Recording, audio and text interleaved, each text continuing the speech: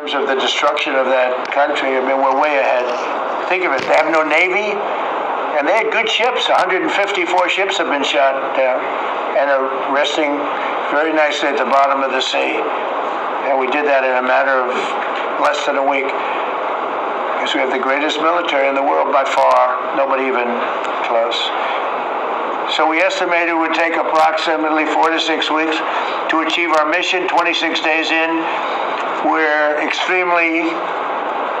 really a lot ahead of schedule. The Iranian regime is now admitting to itself that they have been decisively defeated. They're saying to people, this is a disaster. They know it. That's why they're talking to us. And they wouldn't talk otherwise. But they're talking to us because they've got a disaster in their hands. They're defeated. They can't make a comeback.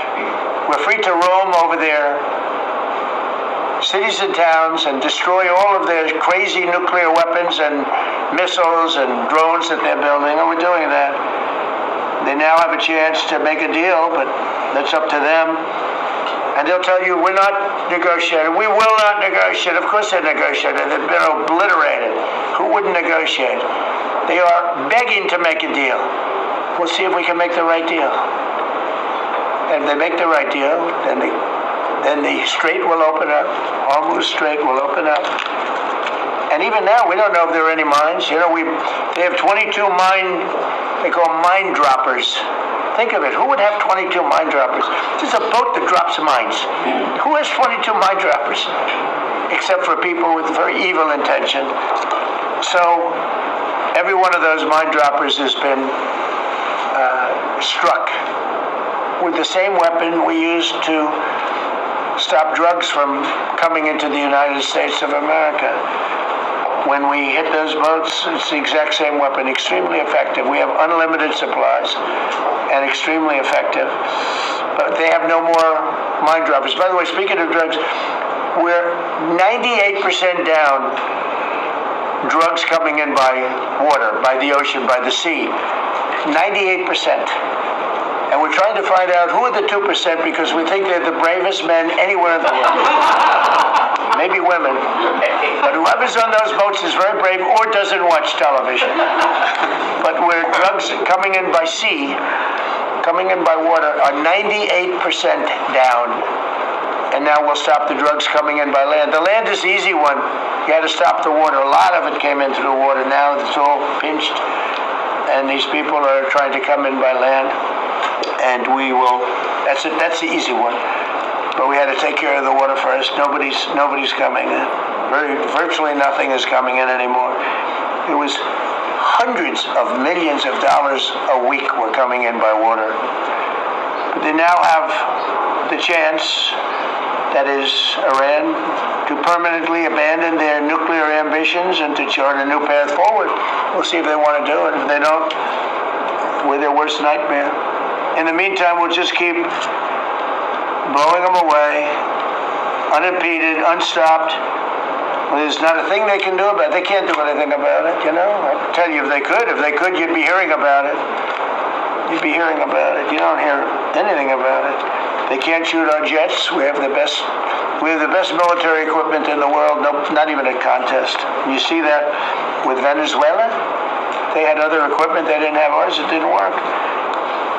Think of it. We did the situation in Venezuela. It was a great military operation, getting a very, very dangerous man who's killed a lot of people, forced people into our country. Incredible. He emptied his prisons in Venezuela, emptied his prisons into our country, and I hope that charge will be brought at some point, because that was a big charge that hasn't been brought yet. It should be brought.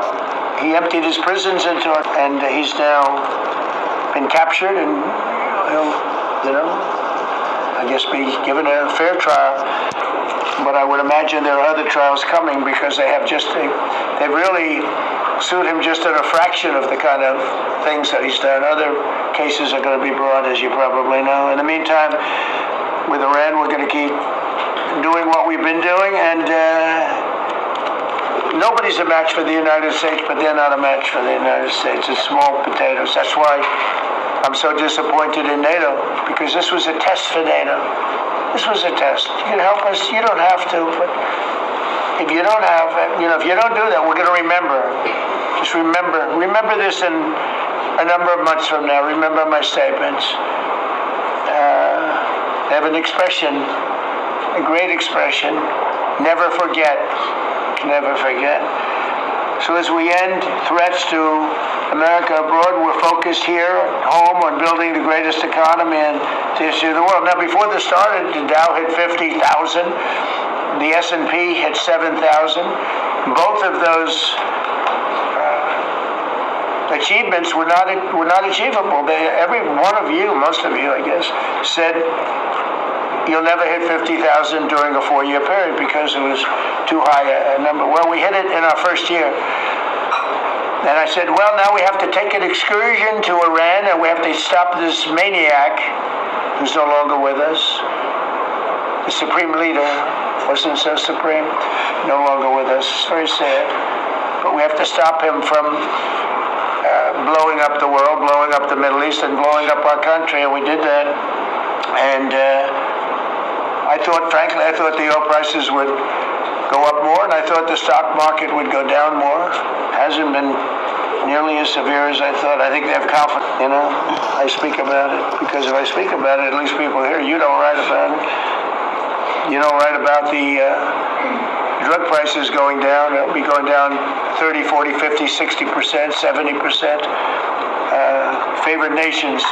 Called most favored nations. We're going to be paying the lowest price anywhere in the world. Before we paid the highest price in the world, Bobby, right? And now we're going to pay the lowest price in the world. That's quite a difference. It's a difference of from 40 to 70 and 80 and even 90%. That's a pretty big difference. But we're slashing regulations and investment is pouring in from all over the world. We have the most investment of any country in history has been put into our country in the last year. And again, we had to take a little detour. Won't be long. Going to end soon. We had to take a little detour, go to Iran, and we had to put out a fire.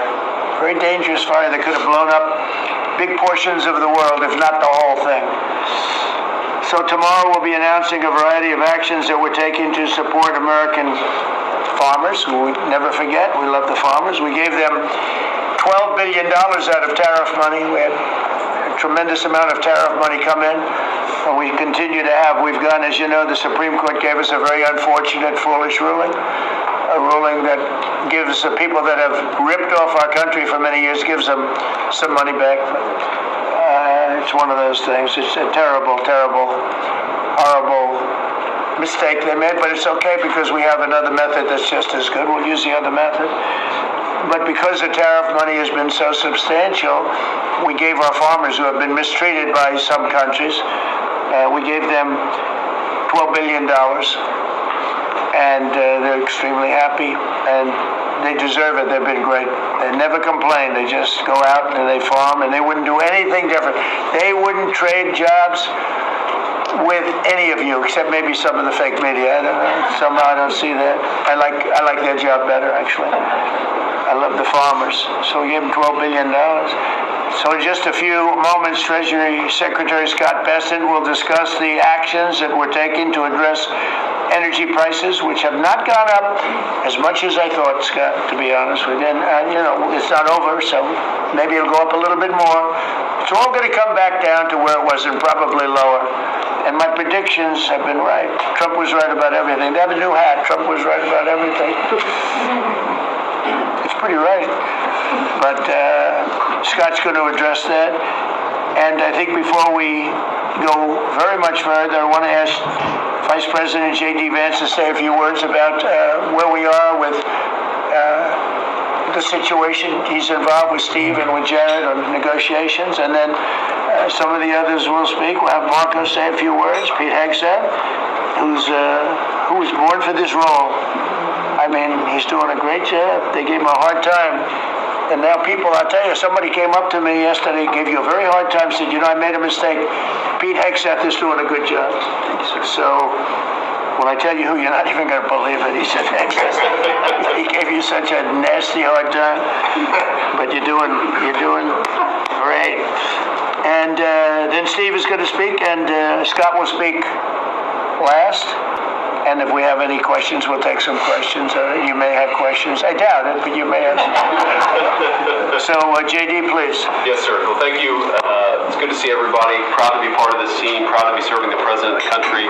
Let me just say a couple things. The first of all is the president summarized this very ably. But look, the Iranian conventional military is effectively destroyed. They don't have a navy. They don't have the ability to hit us like they could have even a few weeks ago. And what that does is that gives us options, Mr. President. Now, there's been a lot of reporting about diplomatic options, about negotiations. There's, of course, Pete and his team. There are further military options. But what we have now that we didn't have when the president took over just a little over a year ago is the ability to use every tool at our disposal to ensure that Iran doesn't get a nuclear weapon. Because when I say options, I think it's important the American people know options for what? And it's options to ensure that Iran never has a nuclear weapon. You talk about people who walk into a crowded supermarket and have a vest on, and they blow up the vest and a couple of people get killed, and that's a terrible tragedy. What happens when what's on the vest is not something that can kill a couple of people, but can kill many, many tens of thousands of people? That is the most important American national security objective that exists for any administration at any time, is you don't want the worst people in the world to have a nuclear weapon. That's why the president is doing this. That's why the president cares so much about this particular issue. I'll let Steve talk a little bit about the details of the negotiation, but the last thing I'll say before I turn it over to Marco is I'm very mindful, of course, that we have a lot of folks overseas fighting very ably for the United States of America, and Pete and the whole team, we're very proud of them, but they're fighting at a time where we're about to enter as Christians the most important week of the Christian calendar, the Holy Week that celebrates the return of Jesus Christ to Jerusalem. And so I want to say to all of my fellow American Christians, but particularly those serving in the Gulf, that I wish you all a very blessed Easter, a very blessed Holy Week, and we continue to stand behind you and continue to support you every step of the way. Thank you, sir. Thank you very much. Marco? The most important job any president has is to keep the American people safe. And every president says it, but we have a president that means it and does something about it.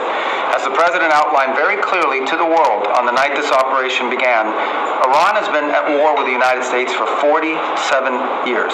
For 47 years, Iran has been killing Americans and attacking Americans across this planet. And other presidents had an opportunity to do something about it. And they all warned about how Iran was dangerous, but they refused to act. And this president's not someone that's going to refuse to act. He's not going to leave a danger like this in place. He's going to address it, and that is what he is doing. From the very first night of this operation, the president made it very clear. People like this, and now what I'm talking about is not the people of Iran. The people that run this country are radical Shia clerics. These are religious fanatics. Look what they are doing now. At their weakest point, this is the weakest Iran has ever been, and look at what they're doing. They're attacking embassies. They're attacking hotels. Imagine what these people would do if they had a nuclear weapon. That is an unacceptable risk for the world. By the way, the president's not just doing a favor to the United States and to our people. This is for the world. He defined very clearly on the first night of this operation what the goal was. We were going to destroy Iran's navy, and that is happening. We were going to, if it hasn't already happened, I'll let Pete speak to the specifics of it. We were going to destroy their missile launching capabilities. We're well on our way to achieving that goal. We were going to destroy the factories so they couldn't make more missiles and more drones, and that is moving forward. Every single objective the president clearly laid out on the first night of this operation is being effectuated. Again, Pete will speak to the specifics of it. This has been an incredibly successful operation.